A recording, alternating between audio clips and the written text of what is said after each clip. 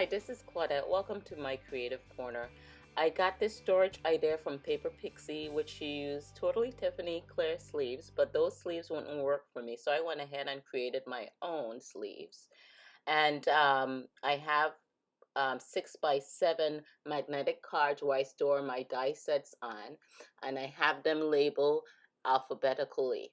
So a couple things that I use if you're interested in creating these sleeves are sheet protectors, some clear sheet protectors, and also you're going to need some laminate sleeves or sheets.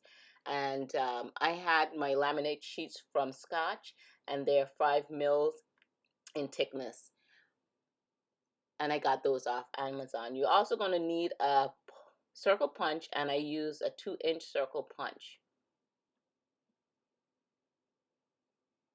So I'm going to put down a grid paper to do my measurements there, and this is in inches.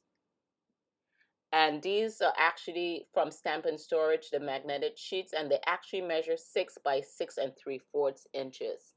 So I'm going to make out my measurements here at for my magnetic sleeves to measure 7 3/16 by 7. So this is going to be my pattern for my sleeves.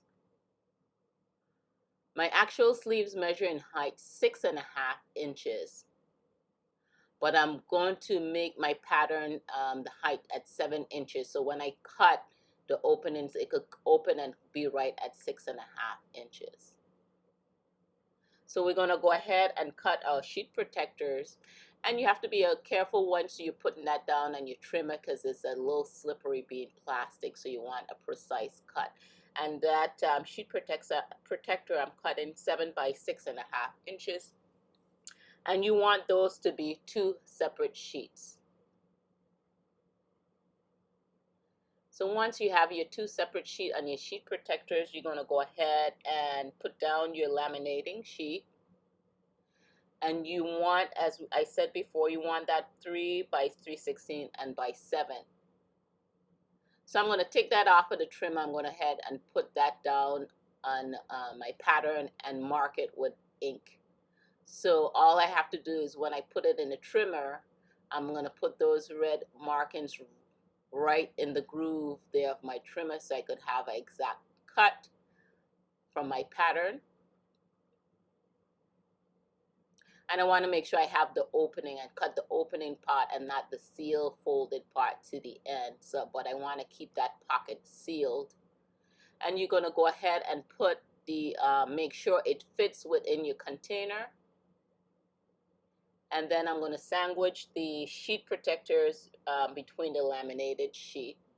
Make sure you have it the correct side. And you want minimal, very minimal margins to be sealed at both ends. So then your dies would fit nicely and it won't be too small.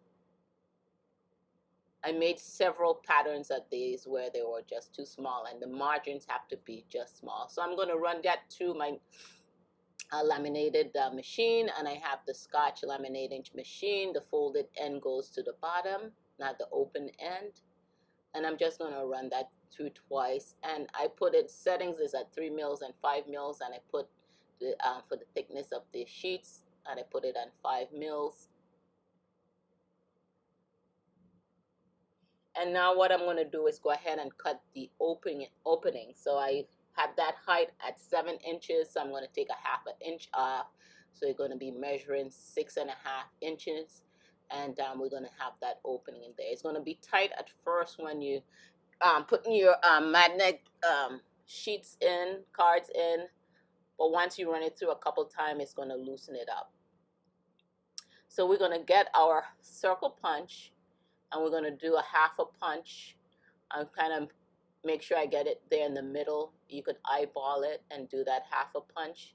I'm just going to do a 1/2 punch on one side. That's going to make easy access for your magnetic cards. And you could do a punch on each side if you would like. I choose not to. So I could have my labels evenly spaced to the back side of it. So what I'm going to do is go ahead and label. I have my Brother label, P-Touch label machine, and my tab makers. That tab maker is by We Are Memory Keepers. And I like the label system here or the container system by Stamp and Storage, which is the waiver storage. It's kind of slanted. It's an open system. I could see all my dies. So once I created my tabs, I made my labels, and I made those on clear ribbons with black ink. I'm going to go ahead and round the corners off on those labels, and those ribbons are split down the middle so it's easy peeling. I also incorporate the number of dies. So I have, I think that's number 17 on that particular die set. So I know how many pieces with each set. I'm going to use glue dots to go ahead and stick those tabs on the sleeves, and I find that's nicer than if you use staples or liquid glue. You could kind of remove these glue dots easily if you have to change your labels out. And I put it, like I said, I didn't cut that half a circle to the back so I could have 3 labels along the sides, one to the left, one to the right, and one down the middle. And it gives me easy access when I'm looking for my dies. I hope this was informative for you. Please share how you store your dies. Leave comments below. If you have any questions, just leave them in the comment section. I'll try to get back with you. Thanks for stopping by.